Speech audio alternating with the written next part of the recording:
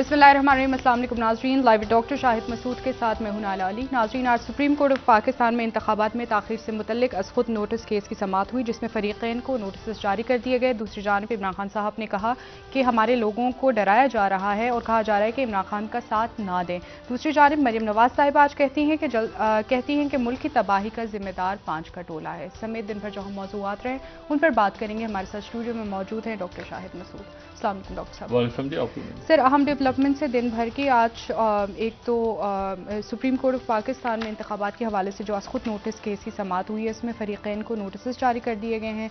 दूसरी जानिब जेल भरो तहरीक भी जो है वो इस वक्त ज़ोरों शोर से जारी है। देखिए, गुजरी नशिस्त में ये बात हुई थी कि वक्त कम है और मुकाबला सख्त, यानी बिल्कुल ऐसे है कि 9 अप्रैल की तारीख अनाउंस कर दी है सदर मुमलिकत ने, और समाअत लंबी चलेगी तो फिर उसके नतीजे में कब फैसला आएगा, अप्रैल के पहले हफ्ते में आएगा तो कितने दिन रह जाएंगे।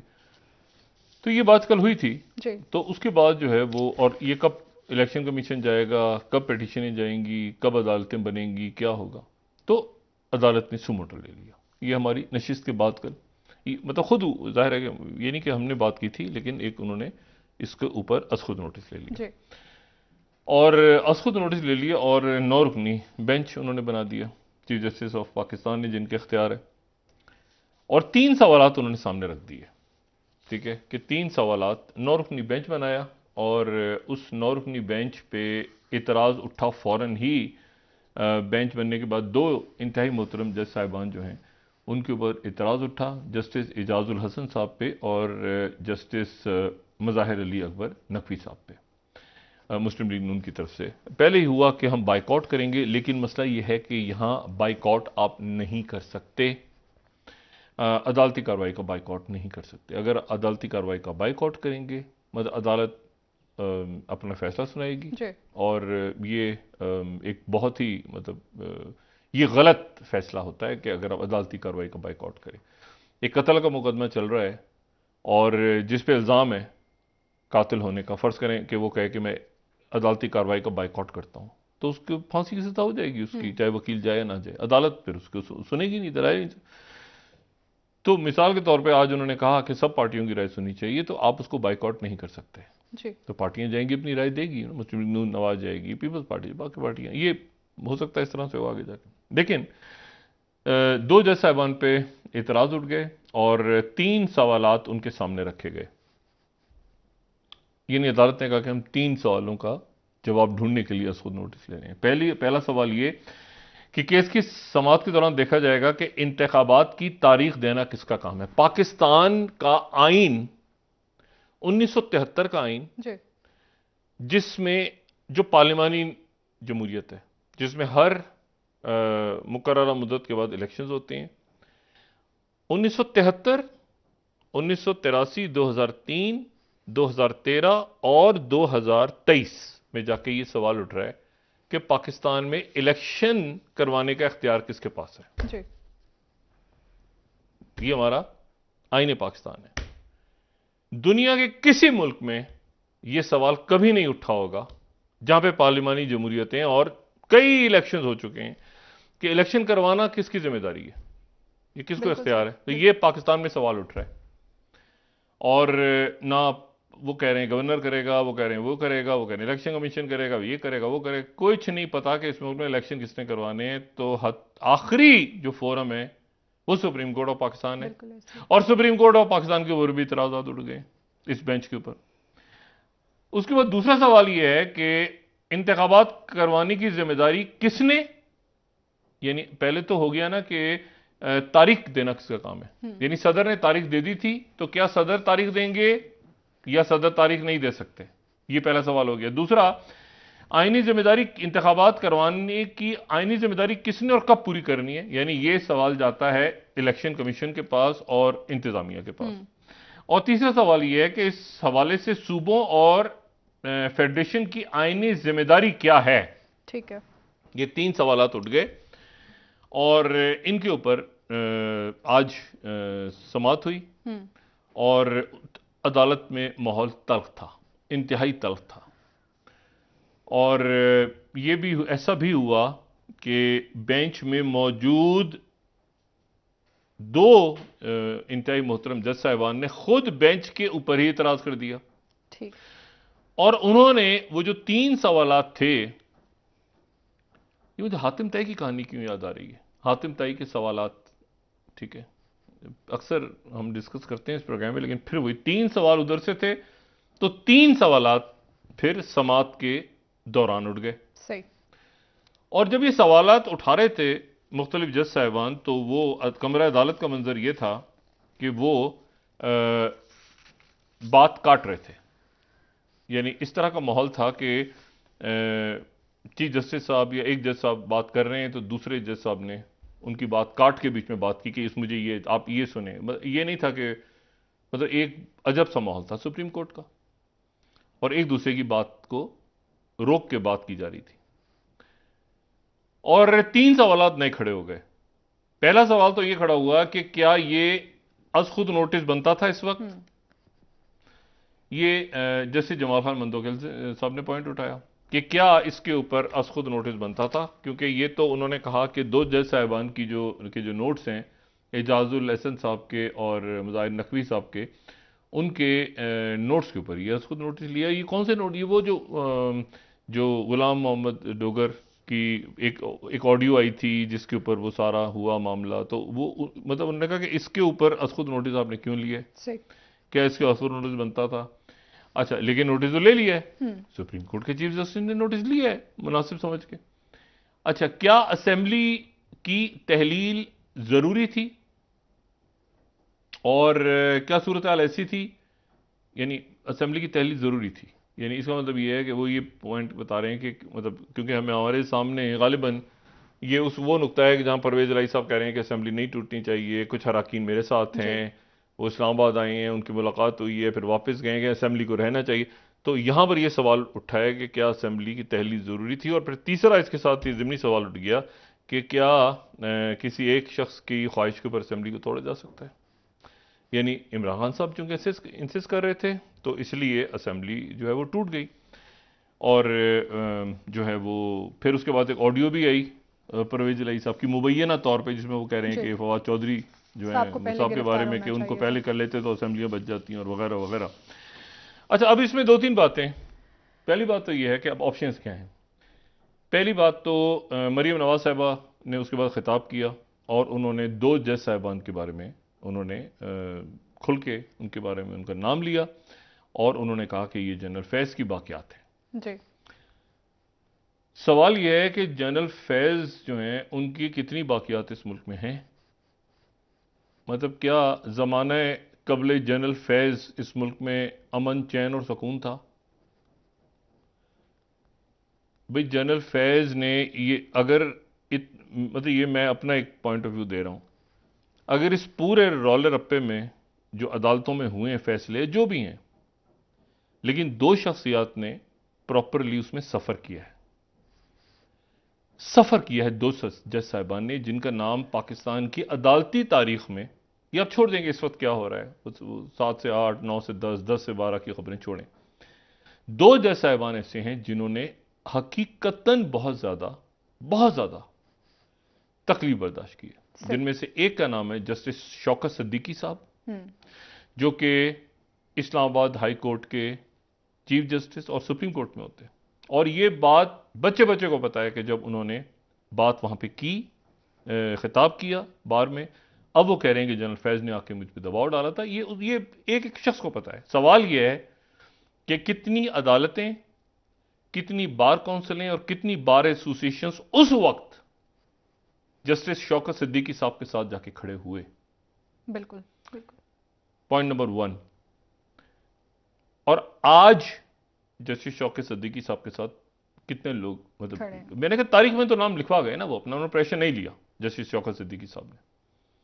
लेकिन सवाल यह है कि एक और दूसरे जस्टिस फायज ईसा साहब प्रॉपर कहते हैं, यानी जिनकी फैमिली, जिनकी अहलिया आ रही हैं, जिनको बिल्कुल अदालत के अंदर उनको बुलाया जा रहा है, तंग किया जा रहा है, उनकी कैरेक्टर असैसिनेशन हो रही है, सब कुछ हो रहा है। ये 2 जज साहिबान ने बताया। तो जब ये फायज ईसा साहब का मामला आया तो उस वक्त तो चले एक पॉइंट ऑफ व्यू आ गया कि जी फायज ईसा साहब के बारे में एक खुल के बात आ गई कि जो उनका फैसला था जी। एक फैजाबाद धरने के हवाले से, और उसमें जनरल फैज का नाम था। लेकिन जस्टिस शौकत सिद्दीकी साहब के वक्त पे जो है वो ये मामला नहीं उठाया किसी ने। बिल्कुल ऐसे ठीक है है। सर, बिल्कुल याद है। और मीडिया पर तो पाबंदियां थी, लेकिन वो अदालतें सवाल और उठाना चाहिए। जो बार एसोसिएशन उस वक्त की और बार काउंसिल उस वक्त की, उनको ये मामला उठा लेना चाहिए था। सही, ठीक। सोशल मीडिया का दौर है, कहीं ना कहीं तो सोशल मीडिया पे ही उठा, लेकिन इन्होंने सफर किया, और हम जानते हैं कि मुदाखलत हुई थी, हर कोई जानता है, इस पर कोई दो आ रहा नहीं। अब आ जाएं कि अब क्या हो सकता है, पॉसिबिलिटीज क्या है। पहली बात तो बेंच, चीफ जस्टिस साहब इस बेंच को इसी तरह आगे ले जा सकते हैं। ये उसी इतराज होते रहेंगे। ये बेंच उस सूरत में टूटेगा जब इस बेंच से खुद कोई माजरत कर ले कि मैं आगे नहीं चल सकता इस बेंच में। फिर बेंच टूटेगा, और जैसे टूटेगा तो दूसरे जज साहबान ऐड हो जाएंगे इसमें। 17 होते हैं सुप्रीम कोर्ट में जजेस, 17 जजेस होते हैं सुप्रीम कोर्ट के, लेकिन इस वक्त 15 हैं क्योंकि 2 जज साहिबान की जगह खाली है। ठीक। तो इस 17, अगर फुल कोर्ट बनता है तो वो 15 जज जजेस पर साहिबान, जी मुश्तमिल। तमाम जज साहिबान 15 हैं इस वक्त। ठीक।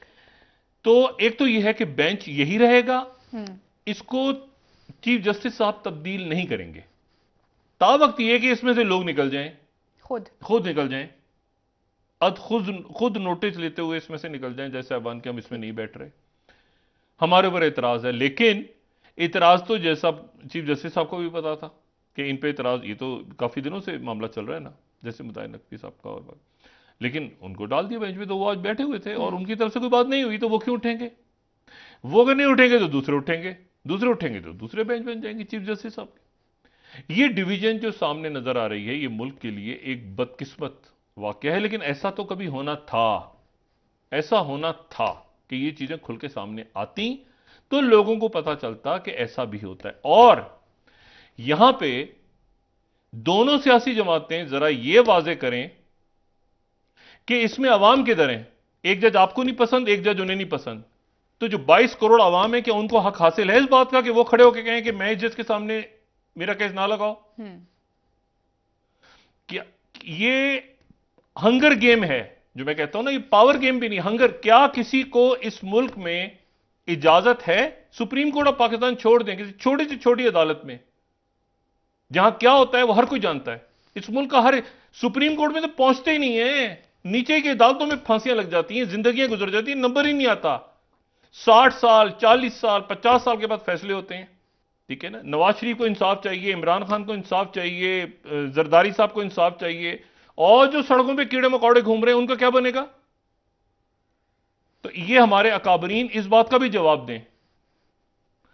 दूसरी जो बात है वो ये है, काश ये अच्छा वो ये लम्हा आ गया, क्योंकि इसके बाद अब जो अच्छा अचानक जैसे सबकी आंख खुली है ना कि मुल्क में सादगी होनी चाहिए जी, ओहो अच्छा अच्छा, एक एक रात यहां पर जो है वो 2.5-3 करोड़ रुपया एक एक रात पे खर्च होता है इस मुल्क में। ठीक है, कम से कम दरमियानी साइज की पार्टी हो। बात यह है कि ये जो है इसको ये तय इन्होंने कर रहे हैं। इशू ये है कि ये एक तो ये आपका अदालती निजाम बिल्कुल लोगों के सामने अब, लेकिन आखिरी जगह हमारी अदालतें हैं और अदालतों के फैसले हैं। अगर ये अदालतें जो हैं वो फैसला कर जाती हैं किसी भी फरीक के हक में, किसी भी फरीक के हक में, और इस बहरान से निकल जाती हैं अगले चंद दिनों में, तो इसका मतलब है कि मुल्क आपका जमहूरियत की तरफ जा रहा है। जमहूरी अंदाज में इलेक्शंस होंगे जो जमहूरी, और अगर ये जजों की अंदर की तकसीम मजीद बढ़ गई तो इसका मतलब यह है कि फिर उसके बाद कोई आईनी फोरम तय नहीं करेगा फैसला। फैसला किसने करना है? फिर वो फैसला जो है वो इस तरह से नहीं होगा कि अलामिया आएगा कोई, बल्कि वो इस तरह से होगा, मेरे अजीज हमवतनों, इस तरह फैसला सुनाया जाएगा। बात यह कि यहां पर तय हो, यहां पर इसलिए ये क्या तमाम सियासतदानों को, सियासी जमातों की जिम्मेदारी नहीं है कि इसको मुतनाज़ ना बनाया जाए, जो भी फैसला आता है अदालत, एक पहली बात तो यह है कि अदालतें खुद इसको या तो बिल्कुल तनाज़े, देखें जो बार काउंसिल हैं और उनकी तरफ से इतराज़ात आज हो गए हैं जस्टिस मुज़ाहिर नकवी साहब पे, मुज़ाहिर नकवी साहब पे, और उसके साथ ही एक रेफरेंस भी शायद दायर फाइल होने दायर जा हो रहा जाए ऑडियोज में। लेकिन ये ज़हन में रखें कि रेफरेंस दायर होने के बावजूद जज केस सुन सकता है, बेंच में बैठ सकता है, रेफरेंस फाइल होने जब के तक बावजूद। फैसला ना जी आए। जी जी जी। ठीक है, सुप्रीम जुडिशियल काउंसिल, ये वो लंबा चौड़ा चक्कर है। जज उस वक्त तक बेंच में बैठ सकता है जब ये सुप्रीम जुडिशियल काउंसिल चल रही हो। एक दूसरा तीसरा वो तो फिर वो उधर से जज की आएगी, अभी और ऑडियोज आ रही हैं, ये वो तो भी या तो जज साहबान सारे के सारे ही उसमें कोई भी नहीं बन पाएगा, या ये कि उसको एक तरफ रख देंगे ऑडियोज को सबको, और ये बेंच इसी तरह चलेगा, या ये बेंच उस सूरत में टूटेगा जब इसमें जज साहबान खुद को अलग करें।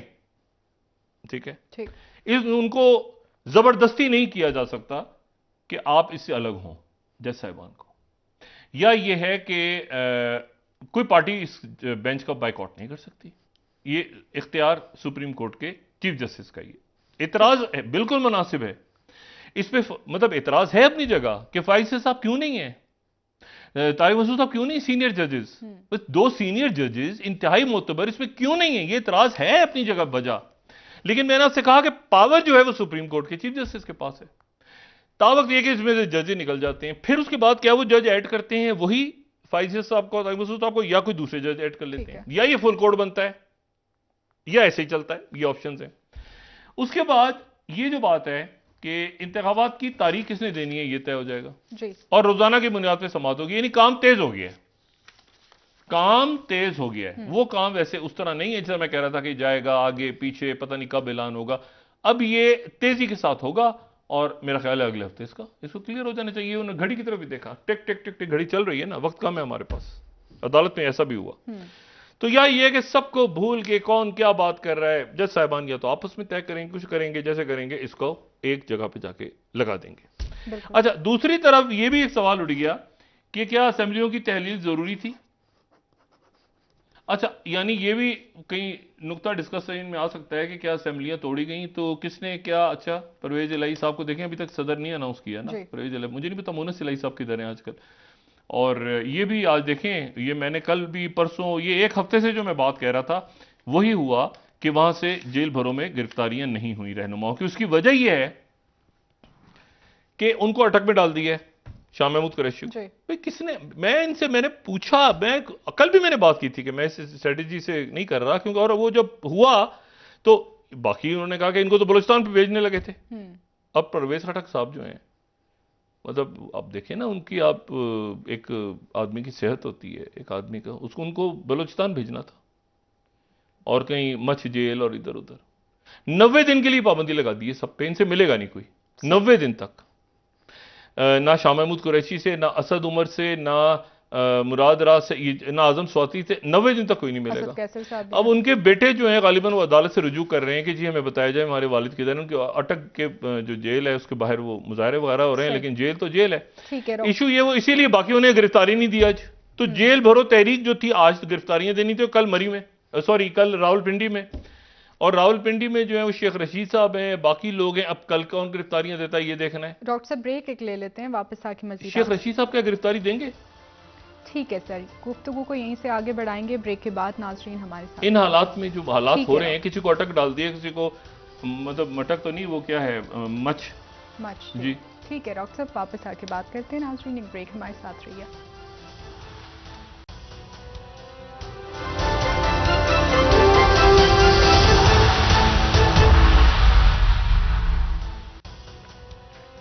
वेलकम बैक नाज़रीन। जी डॉक्टर साहब, क्या इस बात के इम्कानात मौजूद हैं कि असेंबलियां दोबारा से बहाल हो जाएं? नहीं, असेंबलियां कैसे बहाल हो जाएंगी? असेंबलियों का तो बहाल होने को जंग मोहब्बत और पाकिस्तान में सब कुछ जायज़ है, लेकिन असेंबलियां कैसे बहाल होंगी? क्योंकि वो तो देखें, मुशावरत के हवाले से उन्होंने मुशावरत की हो इमरान खान से या ना की हो, इख्तियार तो वज़ीर आला का है ना। ये बिल्कुल ऐसे ही जब चंद रोज़ पहले एक अहम तैनाती के हवाले से ये था कि जी नवाज शरीफ साहब से क्यों बात की गई है, तो लेकिन फैसला तो शहबाज शरीफ साहब ने किया ना। मुशावरत तो सबसे कर सकते हैं, पावर वज़ीर आज़म के पास है, वो किसी से पूछे या ना पूछे। अभी वज़ीर आज़म चाहें तो कौमी असेंबली तोड़ देंगे, वो वज़ीर आज़म किसी की मुशावरत के बगैर कानूनी इख्तियार उनके पास पावर्स हैं। वो अपने इत्तेहादियों से भी नहीं पूछने का उनको कि मैं पूछूंगा सबसे, वो असेंबलियां तोड़ने के लिए भेजेंगे और प्रेसिडेंट बाउंड है कि असेंबलियां डिसॉल्व हो जाएं। तो इसमें तो मुझे नहीं पता कि इसमें असेंबलियां परवेज इलाही साहब ने तोड़ी, लिख के भेजा, और गवर्नर साहब कह रहे हैं कि मैंने तो नहीं तोड़ी, खुद ब खुद तहलील हो गई। तो आइन तो यही कहता है कि खुद ब खुद तहलील हो जाती है। अच्छा, तो अब ये मामला। दूसरी बात है, इस्लामाबाद में सियासी सरगर्मियां बहुत बहुत तेज हैं, अरूज पे हैं। आसिफ जरदारी साहब इस्लामाबाद में, और कुछ देर पहले उनकी मुलाकात हुई है। ये हम उनके अभी की मुलाकात की तस्वीर भी शायद दिखा दें। उनकी मुलाकात हुई है अभी कुछ देर पहले शहबाज शरीफ साहब से। लेकिन उसके अलावा जो है वो मौलाना फजलुर रहमान साहब भी मौजूद हैं, और उनकी भी मुलाकातें अब यहाँ जाहिर है कि सलाह मशवरे सारे हो रहे हैं। इशू ये है, आप ये देखें कि मुल्क यहाँ जाकर रुक गया है कि क्या इलेक्शंस अप्रैल में होने हैं या मई, जून, जुलाई, अगस्त, आगे पीछे कहीं जाके। अगस्त में हुए थे, 2018 के अगस्त में हुए थे। तो अगस्त में हुए थे तो उससे 3 महीने पहले असेंबलियां डिसॉल्व हो गई थी। तो मुझे नहीं पता कि अब इसमें ये इतना बड़ा कोई मसला है जी। हमारे बिरादर मुल्क तुर्की में बहुत बड़ी यानी क़यामत सोगरा वहाँ पे 43,000 से ज़्यादा सरकारी तौर पर हम। लेकिन वहाँ पे 14 मई को इलेक्शंस अनाउंस हुए हैं, तो प्रेसिडेंट तैयब उर्दगन ने आज कहा है कि मैं इलेक्शंस को अपने वक्त पे करवाऊंगा। और वहाँ पर एक आप देखें कि वहाँ के जो सियासी रहनुमा है वो हमें एक साथ नजर आए, जो हमने कल भी बात बिल्कुल की। बिल्कुल सर। वो हमें बिल्कुल जो ओपोनेंट हैं तैयब उर्दगन के, वो इमदादी कामों में इसमें उसमें सारे साथ हैं। तो इसमें इशू ये है सारा कि ये अब रोज़ाना की बुनियाद पर समाअत होगी। अदालतों का फैसला मंजूर करना होगा, इलेक्शन कमीशन को भी और सबको। और इस मुल्क में अदालतों में अगर तकसीम हो गई, मतलब अब ये हम कह नहीं सकते कि हम अदालत का फैसला नहीं मानते, इसमें ये जज था तो हम नहीं मानते। आप जरा तसव्वुर करें ना कि किसी को सजाए मौत हो जाए और वो आदमी कहे कि मैं तो इस जज को मानता ही नहीं था पहले दिन से। ऐसे तो नहीं होगा, वो उसको ले जाएंगे और फांसी लगा देंगे। मतलब वो देखें, इशू ये है कि अगर अदालतों के ऊपर भी सवाल उठने लगे, एक फरीक खुश होगा, एक गुस्से में आएगा। दो है ना अदालत, भाई काजी के पास तो 2 पार्टियां जाती हैं ना, या 3 पार्टियां जाती हैं या 10 पार्टियां। तो अगर एक पार्टी के हक में फैसला हो जाएगा तो बाकी तो नाराज होंगे। अब फैसला इमरान खान के हक में होता है या पीडीएम हुकूमत के हक में होता है, एक तो खुश होगा और एक उसमें एक हारेगा। लेकिन अगर उसमें अदालतें ही, मिसाल के तौर पर अदालतें इस दबाव, मैंने कहा ना, इसमें जो 2 जज साहिबान जिन पर इतराज हो रहा है, वो जज साहिबान या तो खुद इसको अपने आप को अलग करें,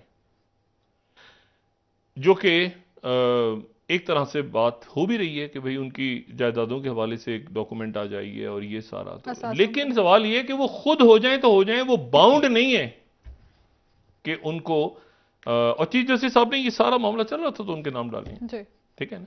तो वो अगर बैठे हैं तो उनको आप उठा नहीं सकते वहां से, उनके खिलाफ रेफरेंस आ जाए तो भी वो बैठे रहेंगे अपनी जगह, जब तक फैसला जुडिशियल कमीशन का, सुप्रीम जुडिशियल काउंसिल नहीं बैठ जाती और फैसले नहीं हो जाते पैरेलल। और इसी दौरान फिर किसी दूसरे के खिलाफ रेफरेंस चला जाएगा, फिर तीसरे के खिलाफ चला जाएगा। तो ये देखना है कि अदालतें और हमारे वकला और हमारे जो सुप्रीम कोर्ट बार और बार काउंसिल, ये किस तरह से इस पूरे, इंसार है कि पॉलिटिकल एफिलिएशंस होती हैं, लोग पसंद करते हैं, और पॉलिटिकल एफिलिएशंस होना कोई इशू नहीं होता, जज साहिबान के लेवल पे होता है। वो फैसलों पे असरअंदाज ना हो सकता है कोई जज साहब ये सोच रहे हो या कोई ब्यूरोक्रेट सोच रहा हो कि यार फलाना सियासतदान चाहिए, डजंट मीन कि आपके फैसलों में वो चीज रिफ्लेक्ट होने लगे, वरना तो फिर आपने उस कलम के साथ और अपने ओहदे के साथ नाइंसाफी की। तो ये कल तक क्लियर होगा, कल या परसों तक, ये बेंच क्या सूरत इख्तियार करता है। लेकिन जो वो बात हुई ना जिसमें उन्होंने कहा कि वक्त कम है, हमने इसको रोज सुनना है, और अगले पूरे हफ्ता, अगले पूरे हफ्ते के मुकदमात कॉलेज से निकल गए, अगले हफ्ते कुछ नहीं सुना जाएगा, सारा दिन इसकी समाअत होगी। यानी 9 ऑनवर्ड्स, आज वो नैब के केसेस की तरामीम का भी केस लगा हुआ था, वो भी आज उसकी भी मुख्तसर समाअत हुई है। वो हालांकि वो एक रोजाना की बुनियाद पे चल रहा है, उस तमाम मुकदमात अगले हफ्ते के वो कॉल लिस्ट से निकाल दिए हैं। सही। तो इसमें अब ये डिसाइड होने जाए। साथ ही उसके मैं अपनी दोबारा से वो बात दोहराऊंगा कि खान साहब अब भी अगर चाहें तो इस जेल भरों को रोक दें, क्योंकि आने वाले दिनों में ये बाहर जो फैसले हो रहे हैं, जो कि अदालत में, जिसमें इनके लोगों को फोकस होकर जाना है, पेश होना है अपना। अब देखें, असद उमर साहब को भेज दिया राजनपुर, वो राजनपुर सिंध पंजाब सरहद, उधर उनको भेज दिया है, उधर शाह महमूद कुरैशी को भेज दिया है। ये परवेज खटक साहब वगैरह ने कहा कि भाई मच भेजने लगे तो वो शायद अरेस्ट ही नहीं हुए। तो जेल भरो तहरीक में कल अब मरी से पिंडी से कल क्या गिरफ्तारियां होंगी, क्या होंगी।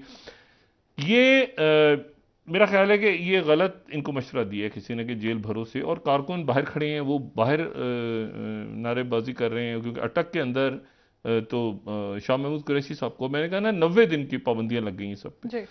अभी 144 में भी गिरफ्तारियां होंगी, बाकी भी गिरफ्तारियां तो पर्चों में। क्या आप समझते हैं कि इसके नतीजे में कोई हुकूमत पर प्रेशर बिल्ड हो रहा है इस वक्त, जो इस तहरीक नहीं, का आगाज हुआ उसके बाद हुकूमत से पे लेके तो अभी तक? दबाव इस वक्त 2-3 चीजों का है। पहली बात तो ये है कि 17 से 19.5% शरह सूद बढ़ा दी है, 2.5%। IMF के कहने पे ये एक नया बम है, बल्कि न्यूक्लियर, ये पहले ही बम्स गिरे हुए हैं। ये 2.5% का मतलब 17 से 19.5% लोगों ने यानी बैंकों से पैसा लेना बंद कर देना है। कर्जा ले ही लेंगे, वो इतनी ज्यादा सूद पे कैसे वापस करेंगे। पैसे अपने बैंक में रखवा देंगे लोग, कहेंगे बैंक में जमा करवाओ, इसको बाहर ना लगाओ फिलहाल, और पैसा बैंक में रखो ताकि वो, और उसके नतीजे में पूरी मईशत स्लो हो जाती है। ये बात हम पहले भी कर चुके हैं, ये कोई हल नहीं होता। और ये आज जो है ये 23 तारीख और 24 तारीख, 23 और 24 फरवरी, ये दिन जो है ये इसलिए अहम है कि ये 1 साल मुकम्मल हो रहा है यूक्रेन हमले पे। सर वो यूक्रेन ले लेते हैं डॉक्टर, वापस आके बात। और यहां पर पाकिस्तान के बारे में अब ये बात इंतहाई संजीदगी से दुनिया इसको डिस्कस कर रही है कि इनके यहां ये मैन मेड बहरान, मैन मेड यानी ऐसा नहीं है खुदा ना खास्ता कि तुर्की की तरह या जैसे पेंडेमिक आ गया था, ऐसा नहीं, खुद मैन मेड। ये श्रीलंका का ये कुदरती आफत है, ये उन्होंने किया ना अपना सत्यानाश मुल्क का, तो ये क्या खुद कर रहे हैं जान के। ठीक है डॉक्टर साहब, ब्रेक से वापस आके जानते हैं मजीद आपसे। नाजरीन यहाँ पर एक ब्रेक, हमारे साथ बहरान दर बहरान दर बहरान। ठीक, ब्रेक नाजरीन।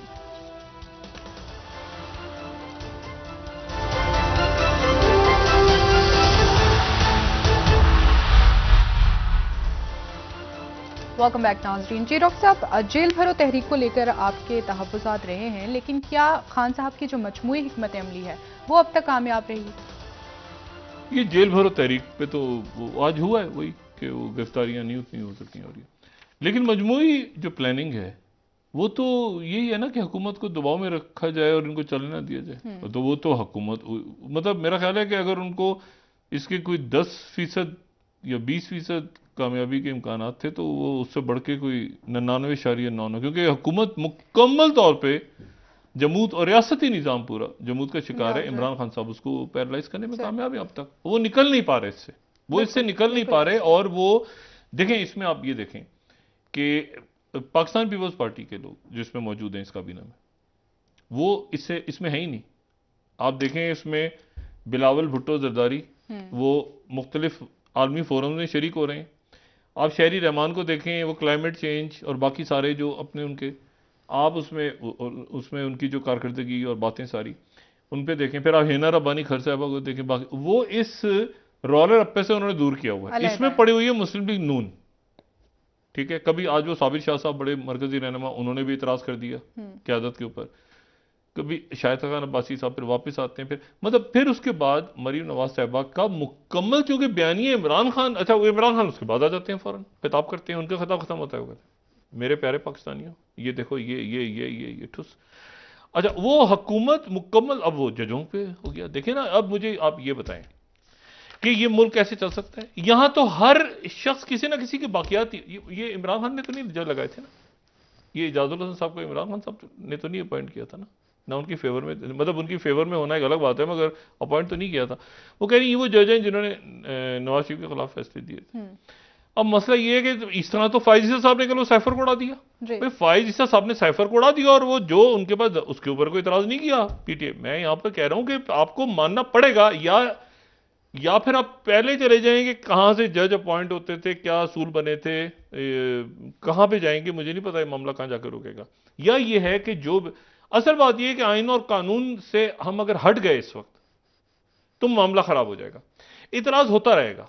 या तो खुद हटेंगे जज साहिबान, या ये है कि जज साहिबान रहेंगे।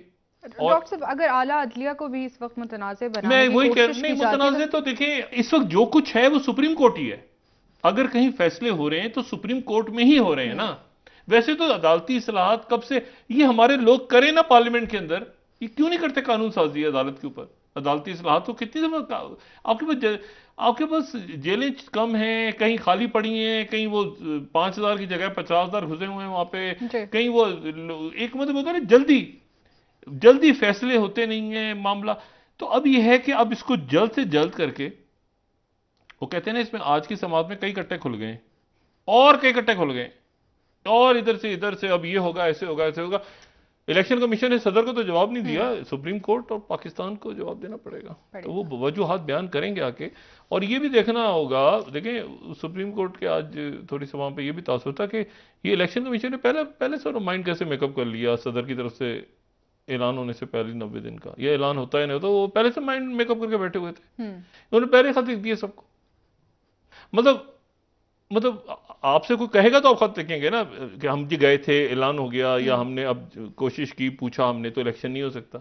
मतलब इलेक्शन की तारीख होने से पहले ही वो सारे खत लिख के इधर उधर दाएं भाई इलेक्शन तो नहीं हो सकता। तो ये भी वो एक वहां पे एक वकील, हाँ, एक दो वकीलों से मेरी बात हो रही थी, तो उन्होंने कहा जी ये भी एक पॉइंट है जो आगे आने वाले दिन में डिस्कस होता है। जो भी हो, ये जल्दी हो, मुल्क और कौम के लिए बेहतर हो, इख्तलाफात को खत्म करें और ये आईनी और कानूनी तौर पे ही मामला हल हों, ऐसे ही होने चाहिए। क्योंकि इससे हटके कुछ मामला ना मुल्क बर्दाश्त कर सकता है, ना दुनिया बर्दाश्त कर सकती है, ना कोई एक्सपेरिमेंट। ये जो भी कुछ हो, ये अदालत का फैसला सबको काबिल कबूल हो, अदालत उसको करवाएगी इम्प्लीमेंट, बहुत शुक्रिया जो भी फैसला हो। जी नाज़रीन, प्रोग्राम का वक्त खत्म हुआ। कल इंशाल्लाह दोबारा आपसे मुलाकात होगी। मुझे नाला अली को इजाजत दीजिए। अल्लाह हाफ़िज़। जी डॉक्टर, अपने दोस्तों, रिश्तेदारों, गिरदोनवा के लोगों का सब ख्याल रखिएगा।